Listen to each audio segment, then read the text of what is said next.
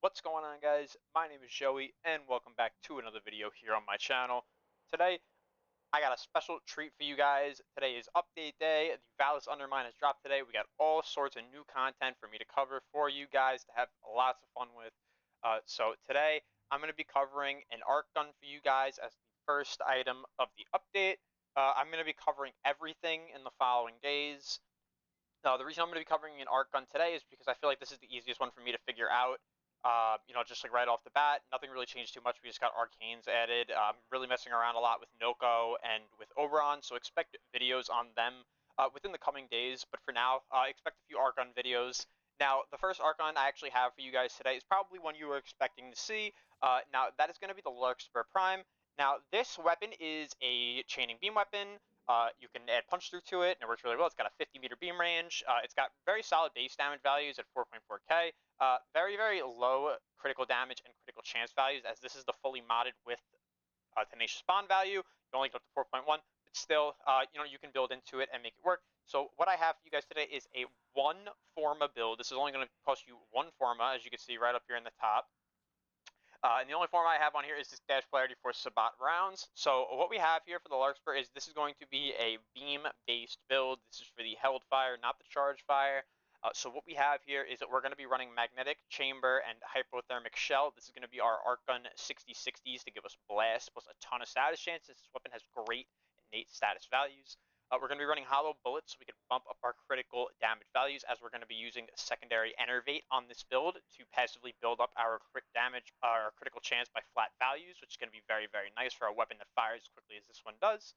We have prime dual rounds on here for 110% multi-shot. If you don't have the prime, just use the regular. We have prime Rubidoux line barrel for 187% damage on the arc gun. If you don't have the prime, just run the regular. We run contamination casing here for toxin.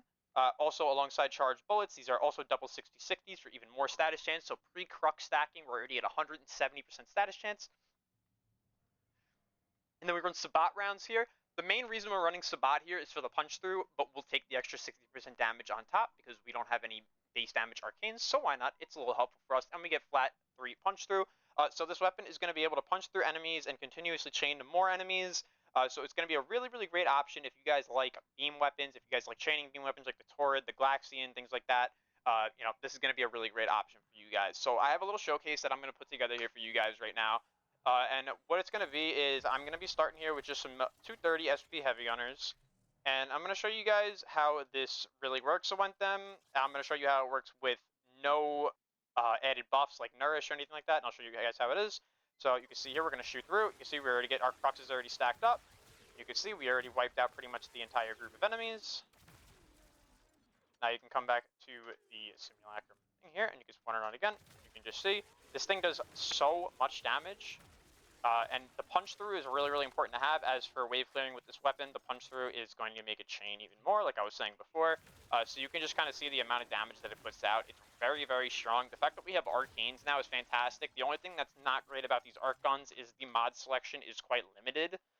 There's no galvanize. It's not even like about the galvanize really. There's like just not much to go around really. Like there's 2 critical chance mods. There's 1 critical damage mod. You have your 66 using your 90s, you have your base damage, and there's like a few other ones on there.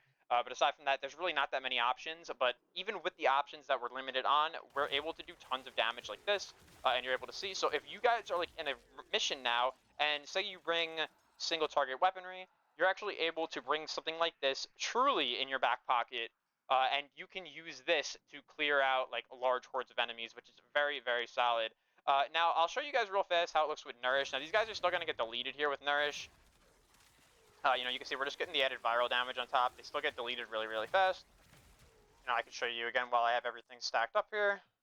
We'll punch through. You can see they really just get deleted. It's very, very strong. Now, what I want to show you guys here is I'm going to show you guys this on some Manic Bombards. Now, these enemies have EHP of level cap enemies. So I'm going to show you guys in like a scenario where you would be damaging enemies at level cap. This is the kind of damage you can expect out of the weapon.